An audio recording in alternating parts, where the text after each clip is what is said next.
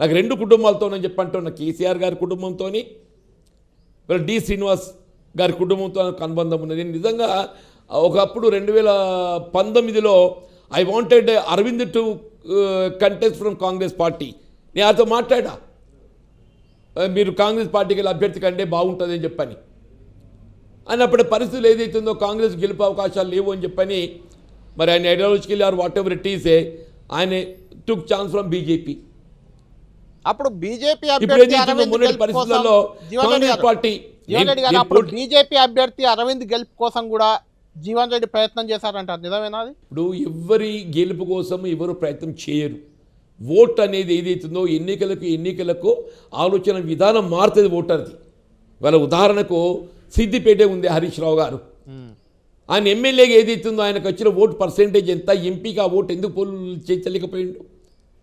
ఆయననైతే ఆయన సిద్దిపేటలో ఆయన ప్రభావం తగ్గాలని కోరుకోడు కదా. అవును. ఇప్పుడు నిజంగానే మీరు అన్నట్టు 2019లో అరవింద్ గారు గెలవాలి, సరే నాకు కవిత గారు గెలవాలని ఉండదు. నా ఓటమి ప్రధాన కారకురాలు కవిత గారు అంటే ఒక భావన కలిగి ఉన్నా కాబట్టి వారు గెలవాలని నాకు ఉండదు, కాంగ్రెస్ గెలవాలని ఉంటుంది. అవును. కాంగ్రెస్ గెలవలేని పరిస్థితులలో మరి టీఆర్ఎస్ గెలిచి ఆ అవకాశాలు మెరుగైతే కావచ్చు. అంతర్గామ యునో అంతర్గామ, అవును, జగిత్యాల మండలం అంతర్గామ సంజయ్ గారి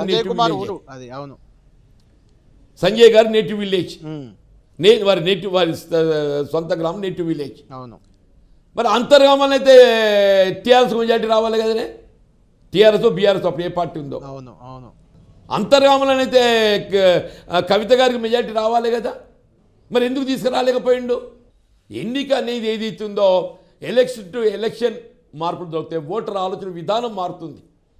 శాసనసభ ఎన్నికల్లో ఒక ఆలోచన విధానం ఒకలాగా ఉంటుంది, పార్లమెంట్ ఒకలాగా ఉంటుంది, స్థానిక సంస్థల ఎన్నికల్లో ఒకలాగా ఉంటుంది. కేసీఆర్ గారు ఏమైనా మాట్లాడారా మీతో? ఈ పరిణామాల నేపథ్యంలో కేసీఆర్ గారు ఏమైనా మాట్లాడారా? నాతో ఇంతవరకు ఏ రాజకీయ పార్టీ కూడా సంప్రదింపులు చేయలేదు. They might be wishing